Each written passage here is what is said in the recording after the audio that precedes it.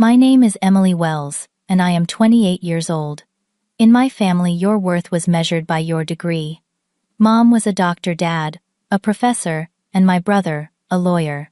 I was the disappointment who dropped out to build a tech company.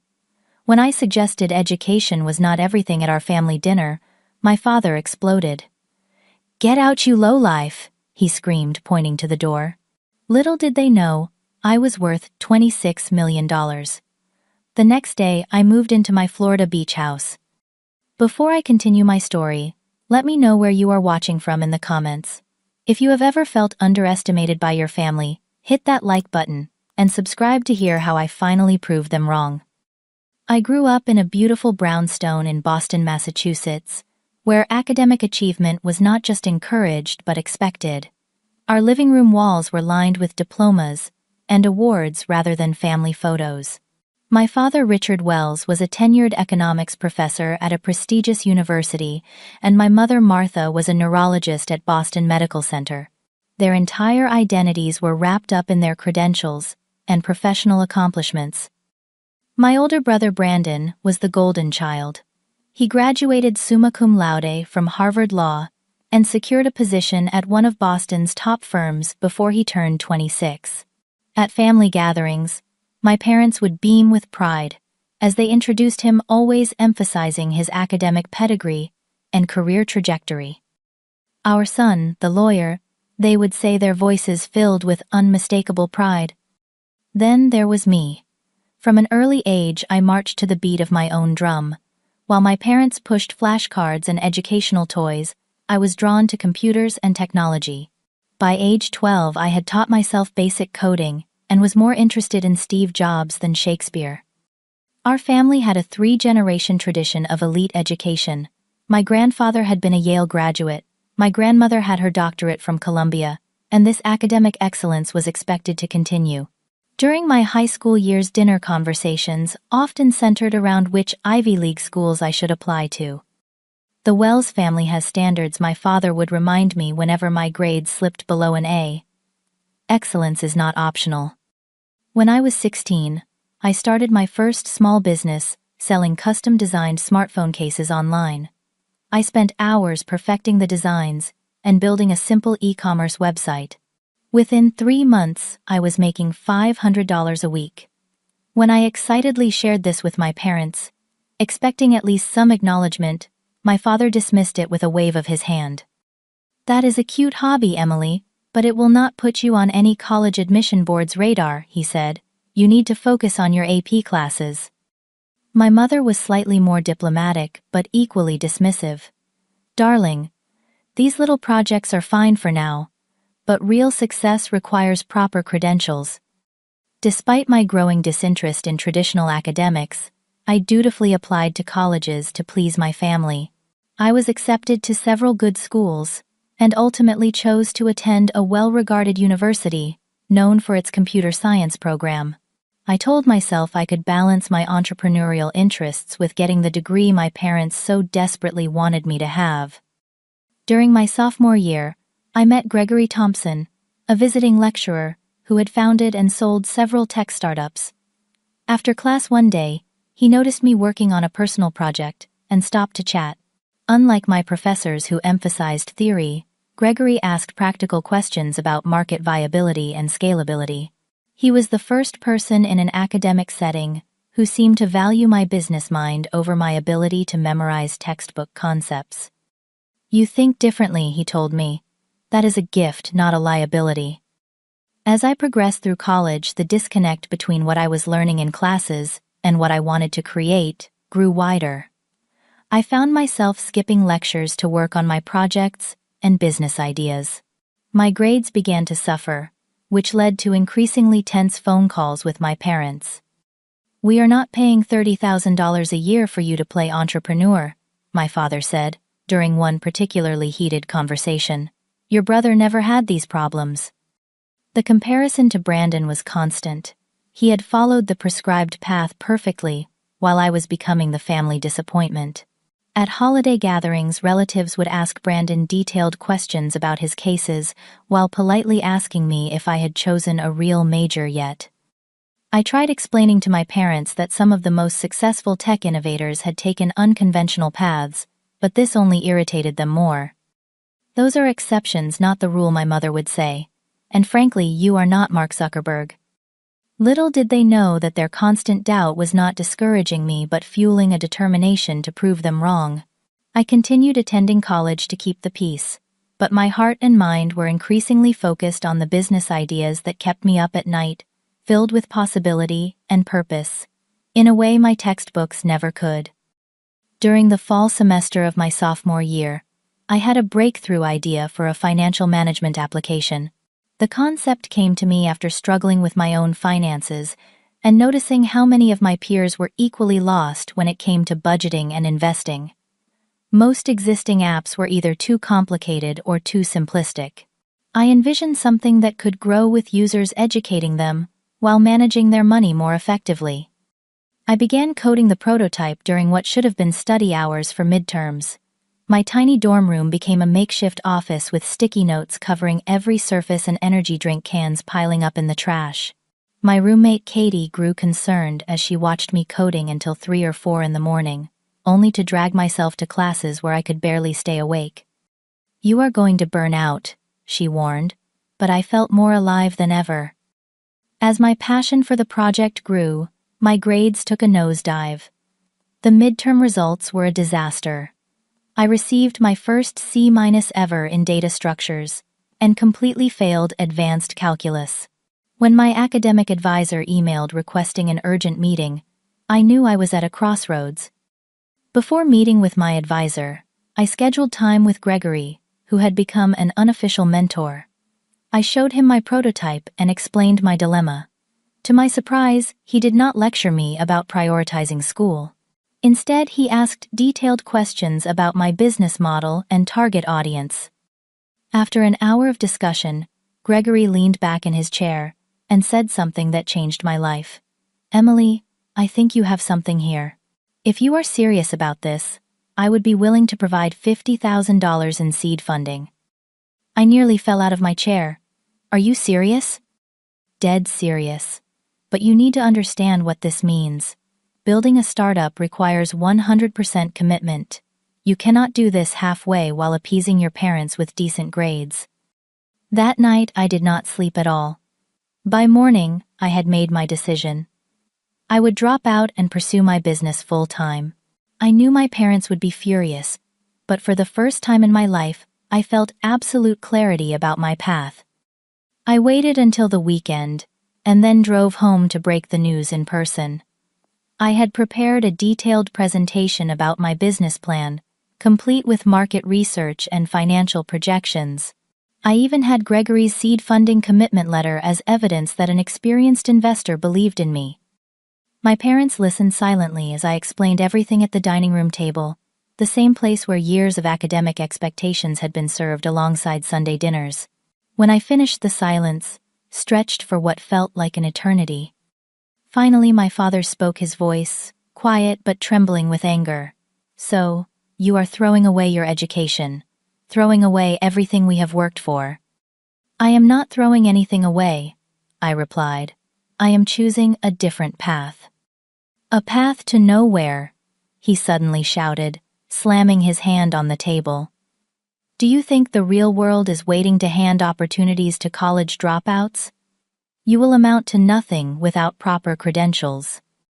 My mother, usually the mediator, was uncharacteristically harsh. "Emily, this is just immaturity talking. You have always wanted instant gratification instead of putting in the hard work." "This is the hardest work I have ever done," I protested. My brother Brandon, who had stopped by for dinner, chimed in with his lawyerly condescension. Be realistic. Real careers require education. This startup fantasy is just that, a fantasy. 90% of them fail within the first year." "Then I will be in the 10% that succeed," I said, trying to keep my voice steady. My father stood up, his face flushed. "No daughter of mine is going to be a college dropout. If you do this, you are on your own. No more tuition, no more support." I had anticipated this reaction, but hearing it still stung. "I understand. I have already found an apartment." The next morning, I packed my belongings into my used Honda Civic. My mother came to my room, eyes red from crying. "Please reconsider," she begged. "Just finish your degree, then you can do whatever you want." "Mom, I cannot wait. This opportunity is now." As I drove away from my childhood home, I felt equal parts terrified and liberated. I moved into a tiny 2-bedroom apartment with my best friend Lauren, who was one of the few people who supported my decision. The apartment was in a rundown building on the outskirts of the city, a far cry from my parents' comfortable home. Those first few months were brutal. Gregory's seed funding covered initial development costs and a few months of living expenses, but I had to stretch every dollar. I lived on ramen noodles and coffee, working 18-hour days to build out my app. Lauren, who was working as a barista while pursuing her acting career, would bring home expired pastries from the coffee shop. There were moments when doubt crept in. Late nights when the code would not cooperate and my bank account dwindled, I wondered if my family had been right. Maybe I was just a foolish dreamer who had thrown away a promising future. Then came our first breakthrough. 4 months after dropping out, we launched a beta version of the app. Within 3 weeks, we had 5,000 users and glowing feedback. A small tech blog featured us, which led to 10,000 more downloads. When Gregory showed the metrics to his network, 2 angel investors expressed interest. That first small success was like oxygen to a flame. It validated my choice in a way that nothing else could have. I was building something real that helped real people. For the first time since leaving school, I allowed myself to believe that I had made the right choice. The next 3 years were a blur of sleepless nights, triumphant breakthroughs, and crushing setbacks. Building a business from scratch was more difficult than any college course I had ever taken. There were no textbooks to guide me, no professors to grade my work. The market was my teacher now, and it was an unforgiving one. I expanded the app beyond basic budgeting to include investment guidance, credit monitoring, and automated savings features. Each new function required weeks of development and testing. I hired 2 other developers, paying them partly in cash and partly in equity since funds were still tight. Despite growing user numbers, revenue was slow to materialize. We operated on a freemium model with basic features available for free and advanced tools requiring a subscription. Converting free users to paying customers proved challenging. There were months when I was not sure if I could make payroll or rent. Lauren remained my rock through it all. She believed in me when nobody else did. On particularly rough days, she would drag me away from my laptop to take a walk around the block or watch a terrible movie, with her insisting that my brain needed occasional breaks to function properly.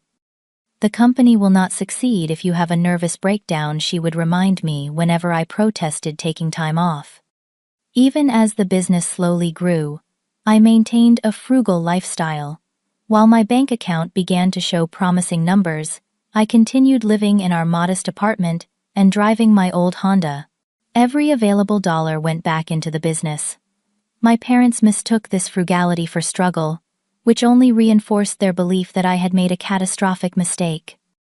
During rare family gatherings, they would make pointed comments about job security and retirement benefits, clearly hoping I would admit defeat and return to college.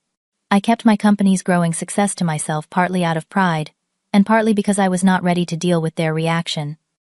The major breakthrough came in our 3rd year. Our data science team, which by then consisted of 3 brilliant engineers, developed an algorithm that could predict market trends with remarkable accuracy. This technology dramatically improved our investment guidance feature, generating significantly better returns for our users. Word spread quickly. Our user base exploded from 50,000 to 500,000 in just 4 months. Revenue followed, finally, putting us firmly in the black. A prominent tech magazine featured us in their Startups to Watch issue, which caught the attention of several venture capital firms. By my 24th birthday, I had raised $12 million in Series A funding at a valuation of $35 million. My personal stake in the company made me a millionaire on paper.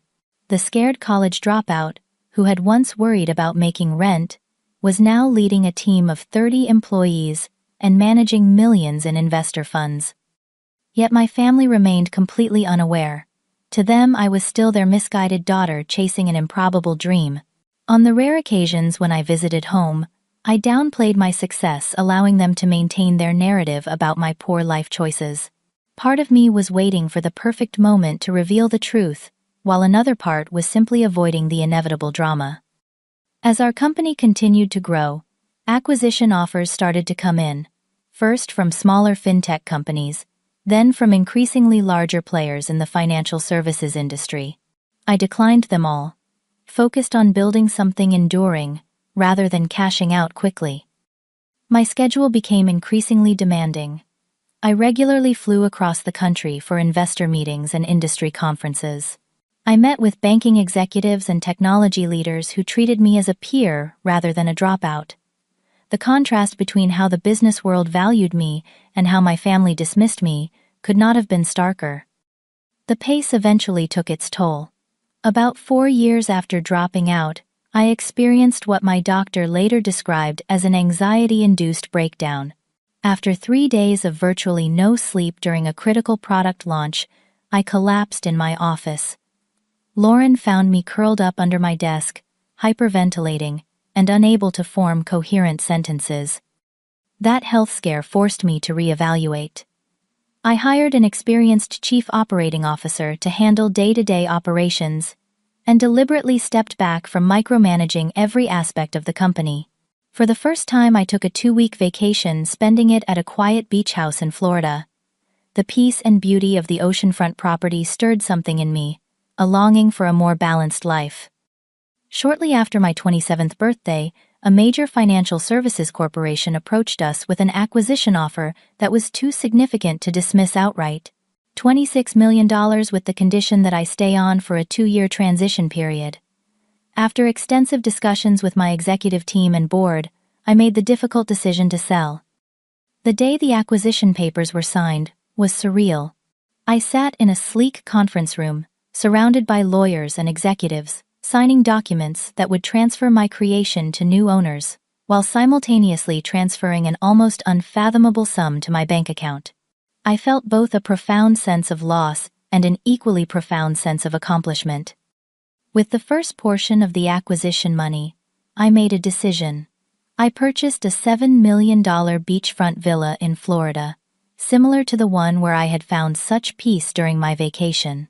It would be my sanctuary, my reward for years of sacrifice and hard work, yet I told no one in my family about this purchase or the acquisition. Some stubborn part of me wanted them to recognize my success on their own without me having to announce it. After finalizing the sale of my company, I found myself at a crossroads. For years, my identity had been completely wrapped up in being a founder and CEO. Now, with financial security and no immediate professional obligations beyond the transition period, I had time to reflect on other aspects of my life, including my strained family relationships. When my mother called to invite me to a family dinner celebrating Brandon's promotion to partner at his law firm, I surprised myself by accepting. Perhaps it was time to mend fences. Or maybe I was finally secure enough in my own success to face their disapproval without it affecting me.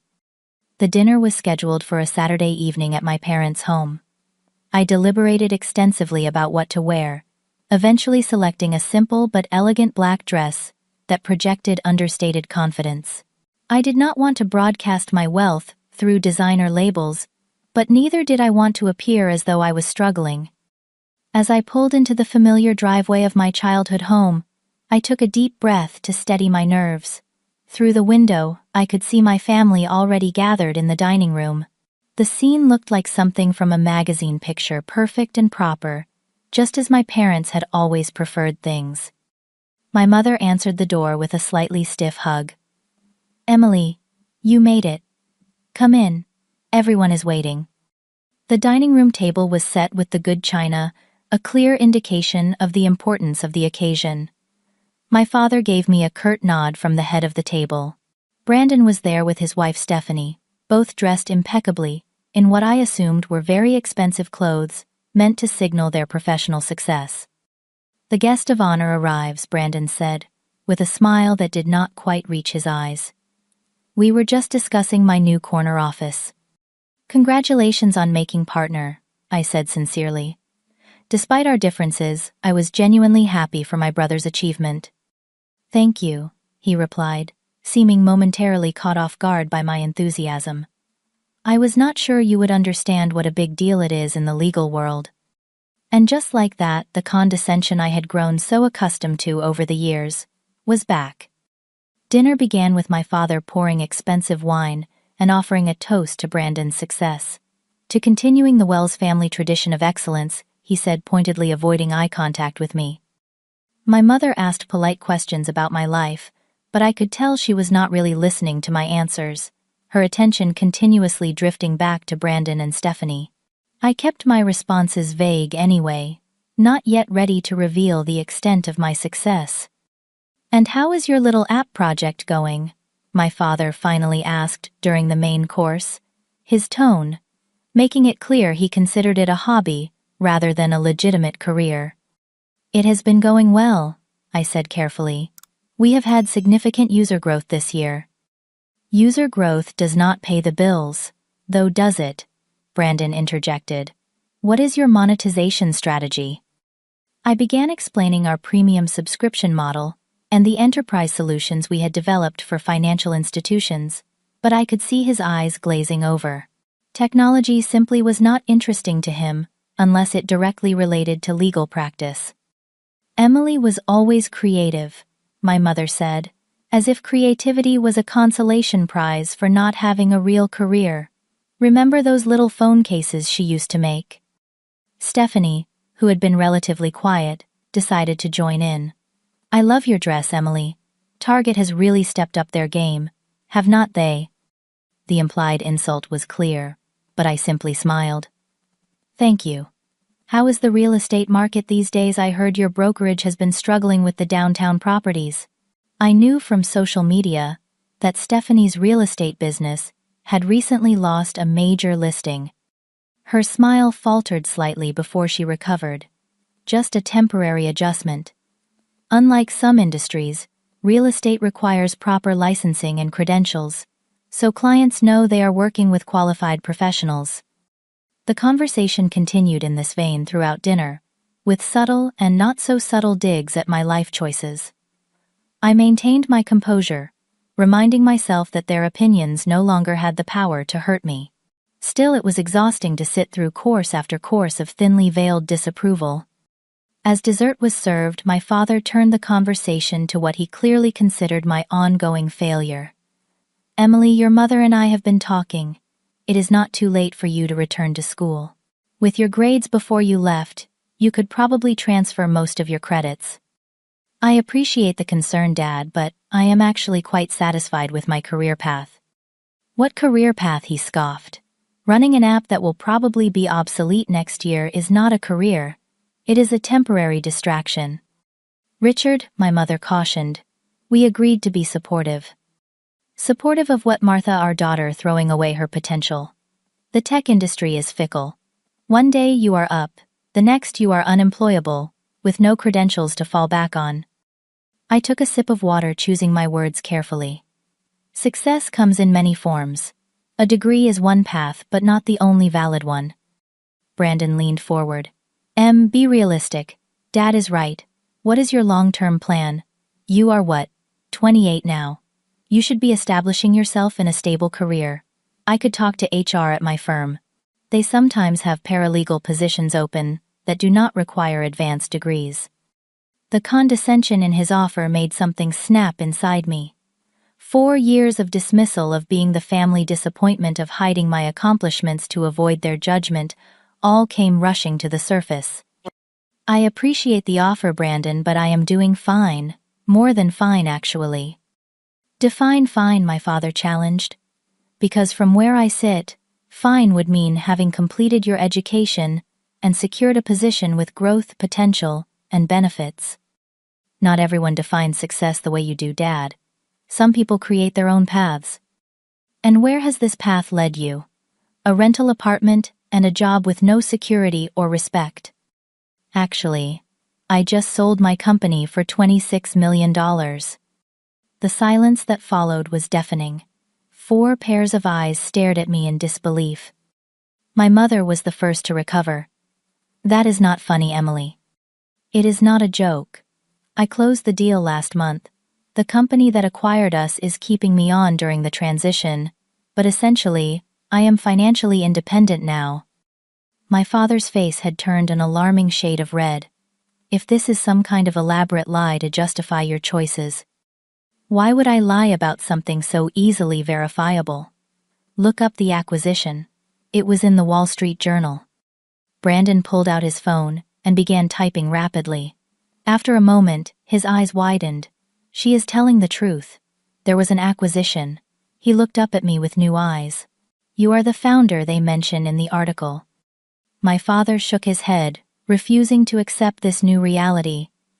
So, you got lucky. One successful app does not validate dropping out of college. It was not luck, Dad. It was 4 years of 80-hour weeks of learning and failing and adapting. It was hard work, just not the kind you recognize or value. And now, what you think money makes you successful. There is more to life than just making a quick fortune. I agree completely. Which is why I have also established a foundation to help young entrepreneurs who cannot afford traditional education paths. Because sometimes the most innovative thinking comes from outside the system. That was when my father exploded. He stood up so abruptly his chair fell backward. This is exactly the kind of irresponsible messaging that undermines higher education. You got lucky once, and now you think you know better than generations of academic tradition. Dad, I am not saying education is not valuable. I am saying it is not the only path. Get out, you lowlife! He screamed, pointing toward the door. If you came here to flaunt your money and corrupt your brother's celebration with your anti-intellectual garbage, you can leave right now. The room fell silent again. My mother looked mortified, Brandon uncomfortable, and Stephanie was clearly recalculating her entire assessment of me in real time. Without another word, I stood up, placed my napkin on the table, and walked out. As I got into my car, I felt a strange mixture of pain and liberation. The final illusion had been shattered. No amount of success would ever be enough for my father, if it did not come with the credentials he valued. That night, in my hotel room, I made a decision. It was time to stop hiding and start living authentically. The next morning, I would fly to Florida and begin the next chapter of my life. I spent a restless night in the hotel, processing the explosive end to what was supposed to be a reconciliation dinner. By morning, I felt surprisingly calm. The confrontation had been painful, but clarifying. For years, I had been living in a strange limbo, successful in my professional life, but still seeking validation from a family that could not see beyond their own narrow definition of achievement.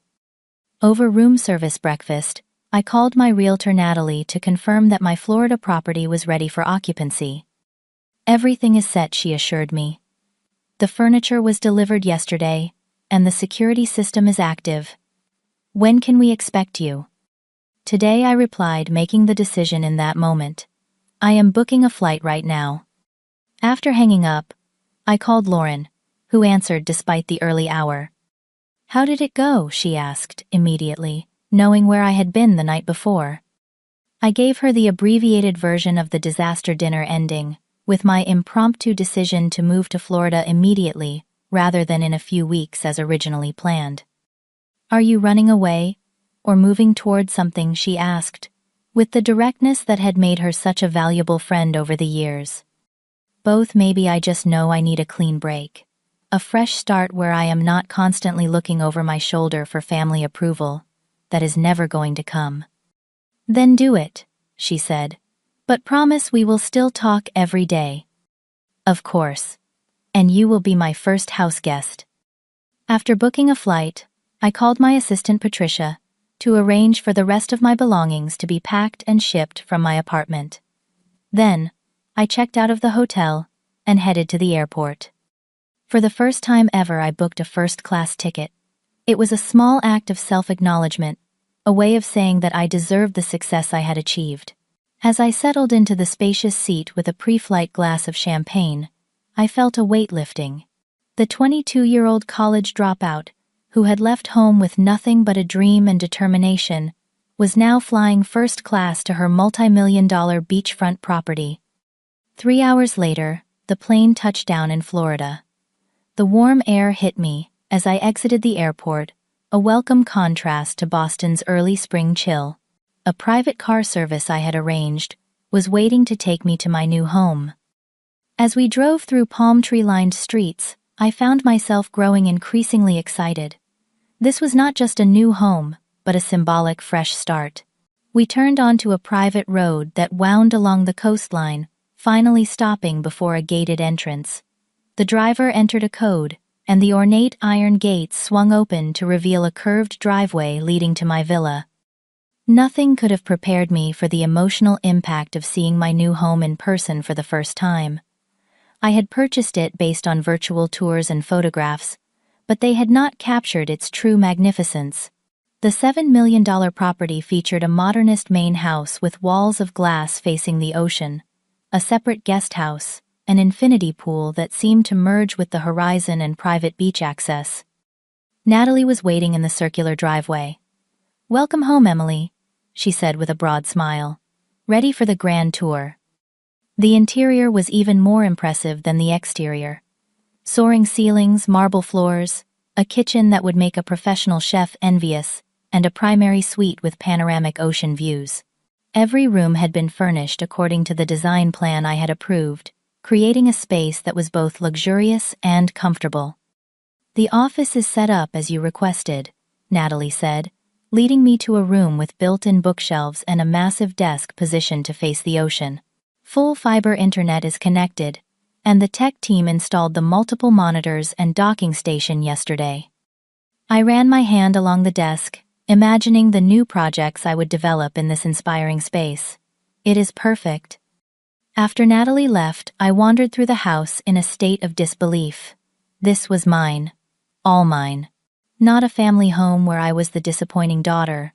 Not a shared apartment where I scraped by on ramen, but a beautiful space that I had earned through my own efforts.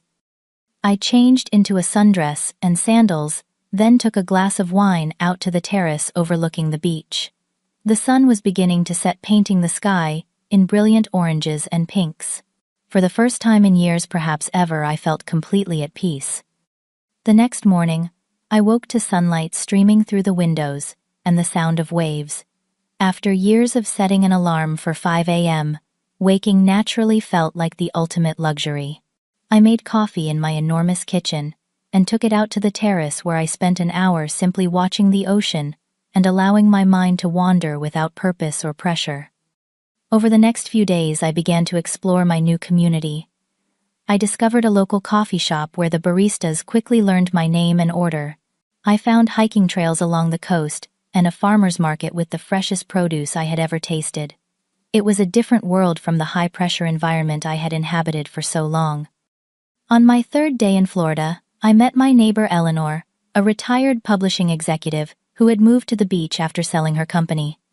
She invited me for sunset drinks on her terrace, which became a regular occurrence. Eleanor was in her 60s, but had the energy and outlook of someone decades younger. She became not just a neighbor but a mentor of sorts, someone who understood the particular challenges of being a woman who had found success on her own terms. "The hardest part is not building the business," she told me during one of our sunset sessions. "It is figuring out who you are when you are not working 18-hour days." Those words resonated deeply. For years, my identity had been completely wrapped up in my company. Now I had the freedom to redefine myself, to discover interests and passions beyond work. I set up my home office, but found myself using it sparingly. Instead, I began swimming daily in the ocean, trying my hand at painting and reading books that had nothing to do with business or technology. I took long walks on the beach and photographed spectacular sunrises. For the first time since childhood, I allowed myself to play without purpose. A week after my arrival, Lauren flew down for the weekend. She stepped out of the car and stared at the house in amazement. "Holy moly, Em. You said it was nice, but this is next level." I gave her the grand tour ending at the guest house where she would be staying. Too much, I asked suddenly, self-conscious about the luxury surrounding us. Not at all, she said firmly. You earned every square inch of this place. I am just so proud of you. We spent the weekend exploring the area, floating in the infinity pool, and staying up late talking on the beach. Lauren had been with me through the leanest times, bringing home day-old pastries and believing in me when no one else did. Having her blessing for this new chapter meant everything. After she left, I began thinking about my next professional steps. The acquisition agreement required my involvement for 2 years, but in a limited capacity that could be handled remotely. I had time and resources to consider what I truly wanted to do next. One morning while swimming in the ocean, an idea began to form. What if I created a foundation, specifically aimed at supporting young entrepreneurs from disadvantaged backgrounds, not just with funding, but with mentorship, networking opportunities, and practical business education? I could use my experience and connections to help others bypass the traditional gatekeepers that had tried to block my path. By the time I returned to shore, I was energized by the concept. I spent the rest of the day researching similar organizations and identifying gaps my foundation could fill. For the first time since selling my company, I felt that familiar spark of purpose and excitement. That evening, I finally did something I had been avoiding. I updated my social media profiles with information about the acquisition and posted a photo of myself on my terrace with the ocean in the background. No boasting, just a simple acknowledgement of this new chapter in my life. Within minutes, congratulatory messages began pouring in from former colleagues and friends from college. Among them was a message that caught me by surprise. Michael, my ex-boyfriend, who had sided with my parents when I dropped out, sent a private note. Emily, I just saw the news about your company. I was wrong about you, and I am sorry. Congratulations on proving all of us wrong. As I sat on my terrace watching another spectacular sunset, I reflected on the journey that had brought me here. From the scared college dropout to successful founder, to this moment of hard-won peace. I had spent years hiding my success from my family, hoping they would somehow recognize my worth without me having to announce it. Now I understood that their validation had never been necessary. My worth was not defined by their recognition, but by my own accomplishments and choices. The gulf between my current reality and my family's perception of me remained vast. But for the first time, I felt no urgency to bridge it. I was living my truth at last. 3 weeks after settling into my Florida villa, I had established a comfortable routine. Mornings began with ocean swims, followed by a few hours of work on my foundation plans or acquisition transition tasks. Afternoons were for exploration or creative pursuits, and evenings often included sunset drinks with Eleanor or video calls with Lauren. I had almost managed to put the disastrous family dinner behind me when my carefully constructed new life collided with my past. A tech industry publication had run a feature on my company acquisition, including details about the $26 million sale and a brief profile of me as the founder. The article went viral in tech circles, then spread to mainstream business news. Suddenly, my success was public knowledge. My phone rang while I was painting on the terrace. Seeing my mother's name on the screen made my stomach tighten. With a deep breath, I answered. "Hello, Mom." Emily. Her voice sounded strange, almost shaky. "I just saw an article about you online. Is it true? Did you really sell your company for that much money?" "Yes, it is true." There was a long pause. "Why did not you tell us? Before the dinner, I mean." Would it have made a difference? Would Dad have suddenly respected my choices if he knew I was rich? "That is not fair. We have always wanted what is best for you." "No, you wanted what you thought was best, which is not the same thing." Another pause. "Where are you living now?" "Your old landlord said. You moved out." "I bought a place in Florida. On the beach." "Florida?" She sounded genuinely shocked. "When did this happen?" "Right after the dinner. I had already purchased the property, but I decided to move in immediately, rather than waiting." I see. Her tone had shifted to something I could not quite identify. Your father and I have been talking. We feel terrible about how things ended at dinner. Perhaps we could visit. Try to clear the air. The request caught me off guard. My parents had never visited me before, not even when I lived just across town. Now, they wanted to fly to Florida. Let me think about it, I replied cautiously. After hanging up, I called Lauren for advice. They want to visit. What do I do? Do you want to see them? I do not know. Part of me wants to show them everything I have accomplished. Another part wants to protect this new peace I have found. Maybe this is an opportunity for real closure, Lauren suggested. Either way, you are in a position of strength now. You are not that scared kid moving out of their house anymore. After careful consideration, I called my mother back and invited them to visit the following weekend. I also extended the invitation to Brandon and Stephanie, figuring if we were going to have a family reckoning, everyone should be present. In preparation for their arrival, I asked Lauren to fly down for moral support. Eleanor also promised to be on standby for emergency debriefing sessions. I cleaned an already immaculate house, arranged for a private chef to handle meals, and tried to mentally prepare for whatever might transpire. When the day arrived, I watched through my security cameras as the taxi carrying my family pulled up to the gate. The driver entered the code I had provided, and the gates swung open. I stepped onto the front portico to greet them, Lauren, standing supportively at my side. The expressions on their faces as they exited the car and took in the property were almost comical. My mother's mouth literally fell open. My father stood frozen, suitcase in hand. Brandon and Stephanie exchanged wide-eyed glances. Welcome to my home, I said, trying to keep my voice steady. This is yours, my father asked, his tone incredulous. The entire property? Yes. Would you like a tour? I led them through the main house, showing them the gourmet kitchen, the formal dining room, with seating for 12, the living room with its wall of windows, facing the ocean, and the media room with its state-of-the-art equipment. With each new space, their shock seemed to deepen. How many bedrooms? My mother asked faintly. 5 in the main house, plus a separate guest house, where Brandon and Stephanie will be staying. And you live here alone? My father asked. For now, though Lauren visits often. When we reached my office, my father paused to examine the multiple monitors and high-tech setup. This is where you work remotely for the company that acquired you.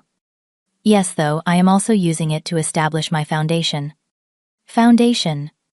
For young entrepreneurs from disadvantaged backgrounds, providing funding and mentorship outside traditional educational pathways. His expression tightened slightly, but he said nothing. The tour ended on the terrace, overlooking the infinity pool and ocean beyond. A staff member appeared with a tray of champagne flutes. Perhaps a toast is in order, I suggested, to family reunions. We clinked glasses awkwardly. No one seemed to know quite what to say. Finally, my mother broke the silence. Emily, this is all so unexpected. You never gave us any indication that you were this successful.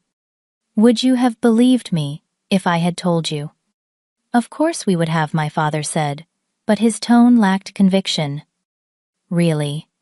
Because at dinner 3 weeks ago, when I did tell you, your immediate response was to accuse me of lying and then kick me out of the house.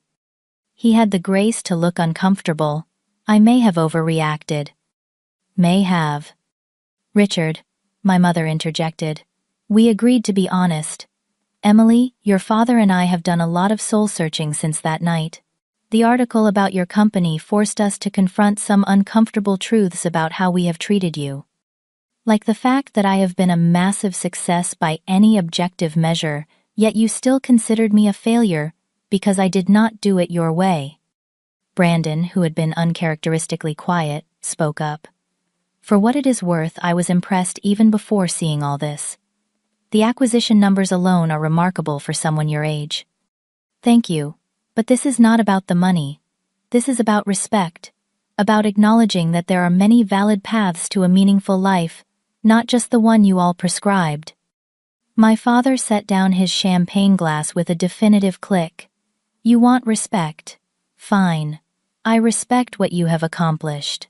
You took a risk that I would never have had the courage to take, and it paid off spectacularly. But that does not mean I was wrong about the value of education. I never said education has no value. I said it is not the only path worth taking. Easy to say when you are the exception that proves the rule. For every college dropout who becomes a millionaire, thousands end up struggling. Which is exactly why I am starting my foundation, to help more people beat those odds. We went back and forth like this through drinks, and into dinner prepared by the private chef I had hired for the weekend. The conversation was tense, but surprisingly productive. For the first time, my parents seemed to actually listen to my perspective rather than simply waiting for their turn to speak. Stephanie, ever the pragmatist, asked detailed questions about the acquisition process and seemed genuinely interested in my answers. Brandon, after a glass or two of wine, admitted that he sometimes envied my freedom to create my own path, rather than following the prescribed route he had taken. After dinner, Lauren tactfully suggested we all take a walk on the beach to digest. As we strolled along the shoreline in the moonlight, my mother fell into step beside me, letting the others walk ahead. I need to apologize, she said quietly. Not just for the dinner, but for years of making you feel less than, because you chose a different path. Thank you. That means a lot. I was so focused on what I thought success should look like that I completely missed the amazing person you were becoming. She hesitated. Your father is having a harder time adjusting his perspective, but he will get there. He is proud of you, even if he does not know how to show it yet. When we returned to the house, the conversation continued late into the night. There were moments of tension and old patterns threatening to re-emerge, but also genuine breakthrough moments. By the time everyone retired to their rooms, something had shifted. Not a complete reconciliation, but the beginning of one. As Lauren and I debriefed in the kitchen over late-night ice cream, she smiled. That went better than expected. Surprisingly, yes, though I am exhausted from the emotional marathon. Progress is progress, she said, squeezing my arm, and you stood your ground beautifully. The next morning, I found my father sitting alone on the terrace, with coffee, gazing out at the ocean. I joined him, and we sat in silence for several minutes.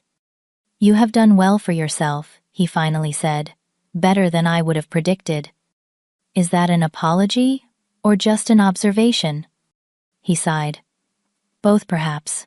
I am not good at admitting when I am wrong. I noticed. A ghost of a smile crossed his face. You get that stubbornness from me, you know. Along with my entrepreneurial drive. Grandpa always said, you could have been a great businessman if you had not been so set on academia. He looked surprised. He told you that? Many times. He saw the same qualities in both of us. My father seemed to consider this new perspective. I may have been protecting you from what I perceived as a risky path. I took the safe route, the academic route, because it offered security. I wanted the same for you. I understand that, but I needed to find my own way. He nodded slowly. And you have. Quite impressively. It was not the effusive apology I might have once craved, but from my father it was significant. A bridge, however, tentative, was being built between us. The family stayed for breakfast, the conversation flowing more easily than it had in years. As they prepared to leave, my mother hugged me tightly. This is not the end of our conversation, she said. It is a new beginning. As the taxi pulled away, I stood with Lauren on the front steps, feeling emotionally drained but oddly hopeful. The family that had dismissed me for years had finally seen me, really seen me for the first time. 6 months after my family's visit to Florida, I found myself in a very different relationship with them. The reconciliation was not instant or perfect, but it was genuine. We had established new patterns of communication based on mutual respect, rather than judgment and defensiveness. My father and I had fallen into a routine of weekly phone calls where we discussed everything from business strategy to philosophy. He had begun reading books about entrepreneurship and technology, making a real effort to understand my world. During one memorable call, he admitted that teaching the same material year after year had left him intellectually stagnant, and my unconventional success had forced him to expand his thinking. "In some ways, you have become my teacher," he said, the humility in his voice, something I had never heard before. My mother had transformed from my harshest critic to one of my biggest supporters. She regularly sent articles about women in technology and business, often with notes saying, "Reminded me of you." When a major business magazine included me in their 40 under 40 list, she framed the article and proudly displayed it alongside Brandon's law school diploma. Even my relationship with Brandon had evolved. The condescension had given way to a more equal sibling dynamic. He had begun referring clients to my foundation, and occasionally asked for my perspective on the technology investments his law firm was considering. Stephanie had also softened, especially after I helped her incorporate virtual reality tours into her real estate business, significantly boosting her sales. The foundation I had established was thriving beyond my expectations. We had already funded 15 young entrepreneurs from underprivileged backgrounds, providing not just capital, but mentorship and networking opportunities. I had structured the foundation to prioritize innovators who had faced barriers to traditional education, whether economic, social, or personal. I had been clear with my family from the beginning that supporting my foundation meant accepting its core mission, which implicitly challenged their views on traditional education. To my surprise, they had not only accepted this, but had become increasingly supportive of the alternative paths to success that the foundation championed. "Education comes in many forms," my father had said, during a foundation event he attended with my mother. "I am learning that later than I should have, but I am learning." The boundaries I had established were equally important to our healing process. I was clear about what I would and would not accept in terms of commentary on my choices.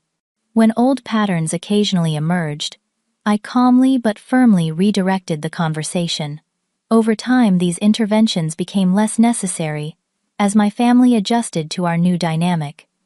My personal life had also blossomed in unexpected ways. Through a foundation event, I had met Daniel, an architectural engineer who specialized in sustainable building design. Unlike previous relationships, where I had downplayed my success to avoid intimidating potential partners with Daniel, I was completely authentic from the start. He was secure enough in himself to celebrate my achievements rather than feel threatened by them. Our relationship developed naturally and without pressure. Daniel had his own successful career and understood the demands of entrepreneurship. We supported each other's ambitions while building a connection based on shared values and genuine enjoyment of each other's company. Lauren remained my closest friend and had recently moved to Florida herself, taking a teaching position at a performing arts school 30 minutes from my home. We still had our weekly movie nights, though. Now they took place in my home theater rather than our cramped apartment. Eleanor continued to be a valued mentor and friend. When I confided in her about my family's transformation, she shared her own experience with family reconciliation. "It takes time for people to adjust their entire worldview," she said. "The fact that they are trying speaks volumes about how much they love you." As my first year in Florida drew to a close, I hosted a holiday gathering that would have been unimaginable 12 months earlier. My parents, Brandon and Stephanie, Lauren, Eleanor, Daniel, and several entrepreneurs from my foundation all gathered at my villa for a weekend celebration.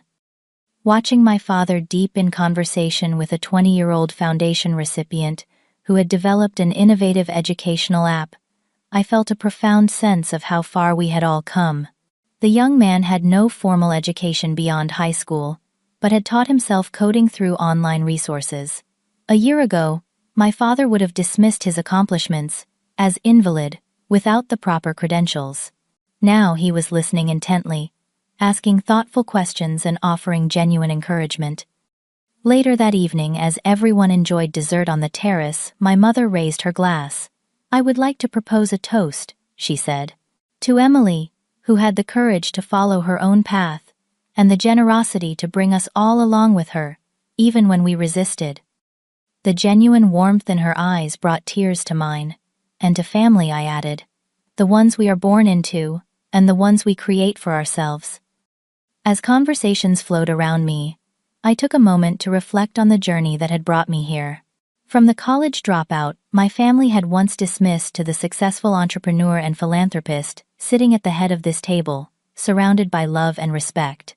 The path had not been easy, but it had been authentically mine. The most profound lesson I had learned was not about business strategy or financial success, but about the courage to define my own worth rather than accepting others' definitions.